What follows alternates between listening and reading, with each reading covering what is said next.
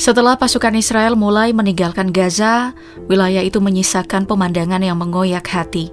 Kota-kota yang dulunya ramai kini berdiri dalam kondisi rusak parah, seolah tidak ada sudut yang luput dari hantaman. Bekas-bekas operasi militer memenuhi jalanan, mengingatkan bahwa selama lebih dari 2 tahun, sejak 7 Oktober 2023, Gaza berada dalam cengkeraman penuh Israel yang mengejar ambisi tunggal untuk menumpas Hamas. Bagi lebih dari 2 juta penduduk Palestina, masa itu menjadi periode ketika tank, rudal, dan bom hadir sebagai bagian dari keseharian mereka, hadir tanpa suara permisi. Kerusakan yang terlihat hari ini mempertegas bagaimana serangan Israel meratakan begitu banyak bangunan tanpa memikirkan nasib mereka yang tinggal di dalamnya. Kepentingan dan keamanan negara mereka sendiri menjadi prioritas, sementara kehidupan warga Gaza seperti tidak pernah masuk dalam pertimbangan. Namun saat gencatan senjata mulai berlaku, gelombang besar warga Palestina akhirnya kembali ke kota-kota mereka. Gaza City, Rafah, Khan Younis, dan wilayah lain kembali dipenuhi orang-orang yang berusaha pulang. Sebagian kecil menemukan rumah mereka masih berdiri, tetapi lebih banyak lagi yang harus menghadapi kenyataan pahit, bahwa tempat tinggal yang dulu mereka tinggalkan telah rata dengan tanah, menyisakan reruntuhan sebagai satu-satunya yang tersisa.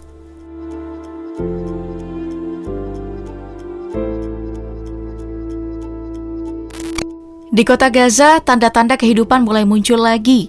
Warga perlahan mencoba menjalani hari seperti biasa, meski bayang-bayang konflik masih menggantung dan tak ada jaminan bahwa pertempuran tidak akan kembali pecah. Beberapa pasar mulai kembali dibuka, dipadati orang-orang yang berbelanja, memberi isyarat bahwa roda ekonomi mulai bergerak meski tersendat.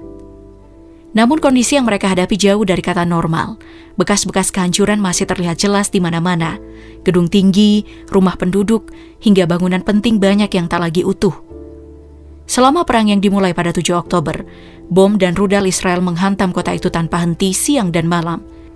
Serangan itu bukan hanya merusak rumah, tetapi juga menyasar fasilitas yang menjadi kebutuhan mendasar warga. Tempat-tempat ibadah pun tak luput dari kerusakan. Masjid Agung Omari, salah satu masjid tertua dan paling bersejarah di Gaza, hancur akibat bombardir. Masjid Said Al-Hashim juga menjadi korban. Padahal, masjid ini diyakini sebagai lokasi makam Hashim bin Abd Manaf, kakek buyut Nabi Muhammad SAW. Kerusakan yang terjadi tidak berhenti di lingkungan Muslim saja. Gereja Ortodoks Saint Porphyrius, yang merupakan salah satu gereja tertua di Gaza, juga ikut terkena dari serangan ini. Serangan terhadap situs-situs ibadah dan fasilitas sipil sejatinya merupakan pelanggaran perang yang berat. Namun, dengan dukungan Amerika Serikat, Israel selama ini selalu lolos dari jeratan hukum internasional. Bahkan, rumah sakit terbesar di Gaza, Al-Shifa, menjadi salah satu target serangannya.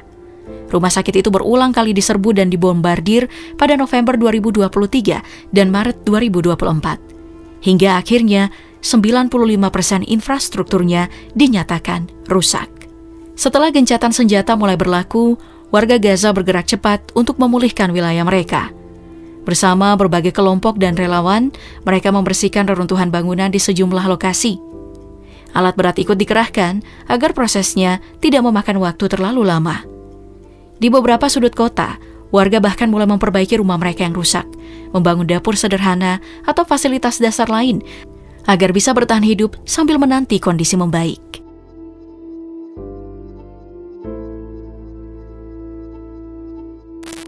Di tepi barat, kondisi kehancurannya memang tidak sedrastis yang terjadi di Gaza.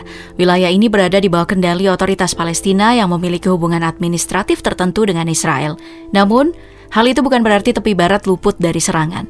Meski jet tempur tidak dijatuhkan seperti di Gaza, militer Israel dilaporkan sering menggunakan drone untuk menargetkan kelompok atau individu yang dianggap bagian dari perlawanan Palestina, terutama di kamp pengungsi Jenin dan Tulkarm yang selama ini dikenal sebagai pusat perlawanan.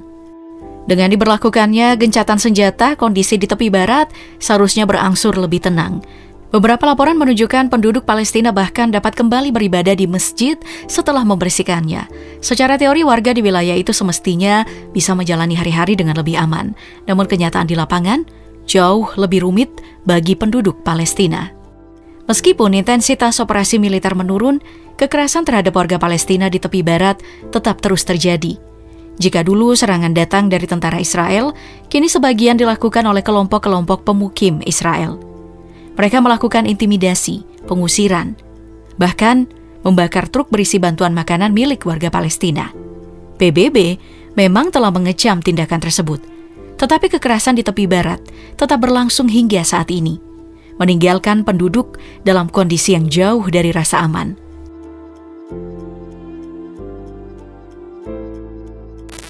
Di Khan Yunis, warga Palestina kini berusaha bertahan dengan segala yang masih mereka miliki. Bantuan kemanusiaan yang masuk perlahan membantu mereka hidup dari hari ke hari, meskipun banyak yang mengeluhkan distribusinya masih jauh dari cukup. Meski begitu, keadaan ini tetap lebih baik dibandingkan masa sebelum gencatan senjata diberlakukan. Saat perang antara Israel dan Hamas sedang berada di puncaknya, aliran bantuan benar-benar terhenti total. Wilayah ini tenggelam dalam krisis kemanusiaan yang dianggap paling buruk dalam sejarah modern. Jumlah korban yang jatuh di Khan Yunis tidak terhitung lagi, karena serangan Israel menghantam tanpa memikirkan keselamatan warga sipil yang sama sekali tidak terlibat dalam pertempuran. Beberapa serangan yang terjadi bahkan tidak seharusnya menyasar lokasi-lokasi tertentu. Salah satunya adalah serangan terhadap Sekolah Ahmad Abdel Aziz, tempat yang digunakan ratusan warga sebagai lokasi perlindungan. Meski fasilitas itu berfungsi sebagai tempat pengungsian, Israel tetap menargetkannya sehingga menyebabkan 16 orang kehilangan nyawa. Dan kejadian tersebut bukan satu-satunya. Israel juga melancarkan serangan ke wilayah Al-Mawasi di Gubernuran Khan Yunis, sebuah zona kemanusiaan yang seharusnya aman. Sepanjang tahun 2024, zona ini diserang sebanyak 4 kali, menewaskan setidaknya 154 penduduk Palestina. Insiden itu pun semakin memperkuat dugaan bahwa warga sipil memang menjadi sasaran sebuah tindakan yang termasuk pelanggaran perang berat. Khan Yunis menjadi salah satu wilayah yang paling parah hancurnya akibat serangan besar-besaran. Setelah operasi militer dan penarikan pasukan Israel, banyak kawasan berubah menjadi hamparan puing. Masjid-masjid, rumah-rumah warga, bahkan fasilitas medis ikut menjadi target. Semuanya dibenarkan dengan alasan bahwa Hamas dianggap bersembunyi di wilayah tersebut. Namun setidaknya untuk sekarang, pertempuran berhenti sementara. Bantuan kemanusiaan kembali masuk, memberi ruang bagi warga Khan Yunis untuk bernapas meskipun sebentar. Mereka mulai menjalani hari-hari dengan sedikit rasa aman, menunggu waktu hingga rumah mereka dibangun kembali. Mungkin proses itu akan panjang, tetapi setidaknya mereka kembali memiliki harapan untuk melanjutkan hidup bersama keluarga mereka.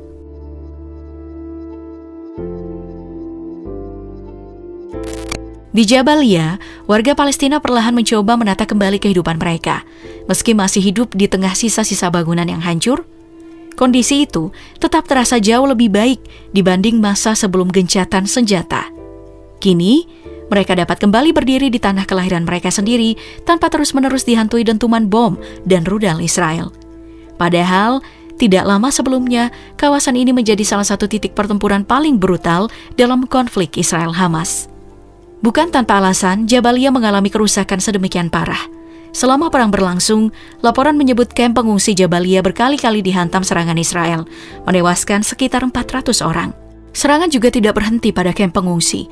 Sekolah milik United Nations Relief and Works Agency atau UNRWA, yang berfungsi sebagai lokasi perlindungan bagi warga, ikut menjadi target dan tak luput dari kerusakan. Kondisi semakin memburuk di tahun 2024, ketika sejumlah rumah sakit diserang. Rumah sakit Al-Auda terkena hantaman rudal yang merusak unit gawat darurat, memaksa pasien dipindahkan ke jalanan demi keselamatan. Rumah sakit Kamal Adwan pun turut menjadi sasaran serangan, memperburuk kondisi kesehatan warga yang sudah sangat rentan di Jabalia.